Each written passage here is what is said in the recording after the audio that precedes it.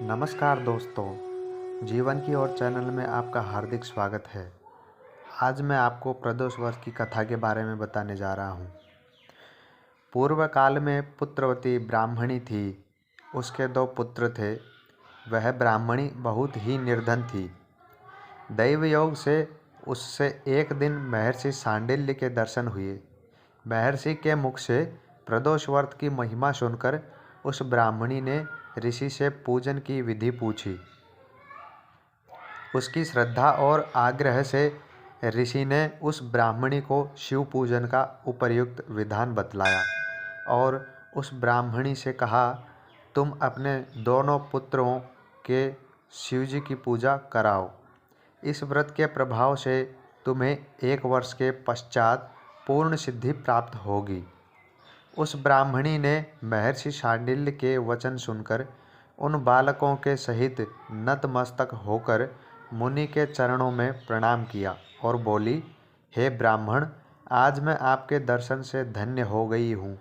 मेरे ये दोनों कुमार आपके सेवक हैं। आप मेरा उद्धार कीजिए। उस ब्राह्मणी को शरणागत जानकर मुनि ने मधुर वचनों द्वारा दोनों कुमारों को शिवजी की आराधना विधि बतलाई। तदंतर वे दोनों बालक और ब्राह्मणी मुनि को प्रणाम कर शिव मंदिर में चले गए।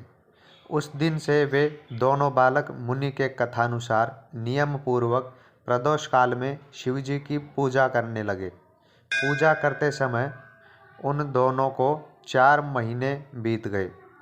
एक दिन राजसुत की अनुपस्थिति में शुचिव्रत स्नान करने नदी किनारे चला गया और वहाँ जल क्रीड़ा करने लगा। संयोग से उसी समय उसे नदी की दरार में चमकता हुआ धन का बड़ा कलश दिखाई पड़ा। उस धनपूरित कलश को देखकर शुचिव्रत बहुत प्रसन्न हुआ।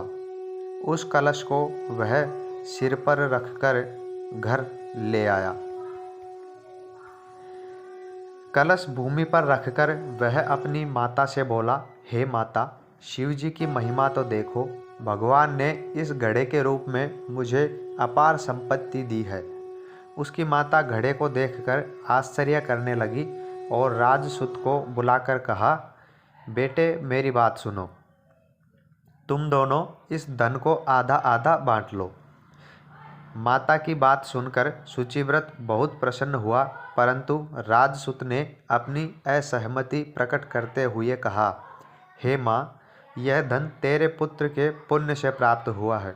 मैं इसमें किसी प्रकार का हिस्सा लेना नहीं चाहता, क्योंकि अपने किए कर्म का फल मनुष्य स्वयं ही भोगता है। इस प्रकार शिव पूजन करते हुए एक ही घर में उन्हें 1 वर्ष व्यतीत हो गया। एक दिन राजकुमार ब्राह्मण के पुत्र के साथ बसंत ऋतु में वन विहार करने के लिए गया। वे दोनों जब साथ साथ वन में बहुत दूर निकल गए तो उन्हें वहाँ पर सैकड़ों गंधर्व कन्याएं खेलती हुई दिखाई पड़ी। ब्राह्मण कुमार उन गंधर्व कन्याओं को क्रीड़ारत देखकर राजकुमार से बोला, यहाँ कर कन्या विवाह कर रही हैं, इसलिए हम लोगों को अब और आगे नहीं जाना चाहिए, क्योंकि वे गंधर्व कन्याएं शीघ्र ही मनुष्यों को मन को मोहित कर लेती है। इसलिए मैं तो इन कन्याओं से दूर ही रहूँगा। परंतु राजकुमार उसकी बात अनसुनी कर कन्याओं के विहार स्थल में निर्भीक भाव से अकेला ही चला गया।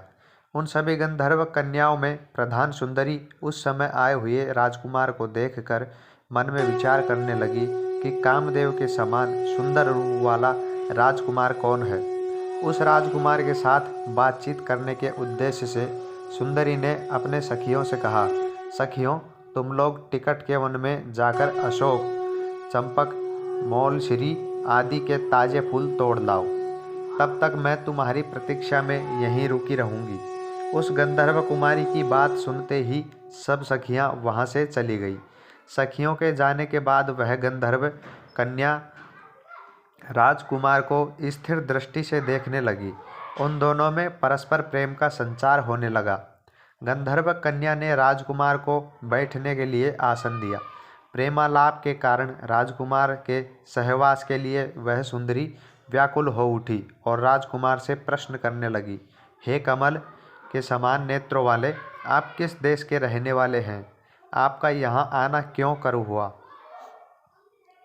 गंधर्व कन्या की बात सुनकर राजकुमार ने जवाब दिया, मैं विरधवराज का पुत्र हूँ। मेरे पिता माता स्वर्गवासी हो चुके हैं। शत्रुओं ने मुझसे मेरा राज्य हरण कर लिया है। गंधर्व कन्या द्वारा निश्चित दिन वह राजकुमार शुचिव्रत के साथ उसी वन में पहुंचा। वहां पहुंचकर उन लोगों ने देखा गंधर्वराज अपनी पुत्री अंशुमति के साथ उपस्थित होकर प्रतीक्षा में बैठे हैं। गंधर्व ने उन दोनों कुमारों का अभिनंदन करके उन्हें सुंदर आसन पर बिठाया और राजकुमार से कहा, मैं परसों कैलाशपुरी को गया था। वहां पर भगवान शंकर पार्वती सहित विराजमान थे। उन्होंने मुझे अपने पास बुलाकर कहा, पृथ्वी पर राज्यच्युत होकर धर्मगुप्त नामक राजकुमार घूम रहा है। शत्रुओं ने उसी वंश को नष्ट भ्रष्ट कर दिया है। वह कुमार सदा ही भक्तिपूर्वक मेरी सेवा किया करता है, इसलिए तुम उसकी सहायता करो जिससे वह अपने शत्रुओं पर विजय प्राप्त कर सके। इसलिए मैं भगवान शंकर की आज्ञा से अपनी पुत्री अंशुमति आपको सौंपता हूँ। मैं शत्रुओं के हाथ में गए हुए आपके राज्य को वापस दिला दूंगा। आप इस कन्या के साथ 10,000 वर्षों तक सुख भोग कर शिवलोक में आने पर भी मेरी पुत्री इसी शरीर में आपके साथ रहेगी। इतना कहकर गंधर्वराज ने अपनी पुत्री का विवाह राजकुमार के साथ कर दिया। दहेज में अनेक दास दासियां तथा शत्रुओं पर विजय पाने के लिए गंधर्वों की चतुरंगिनी सेना भी दी। राजकुमार के गंधर्वों की सहायता से शत्रुओं को नष्ट किया और वह अपने नगर में प्रविष्ट हुआ।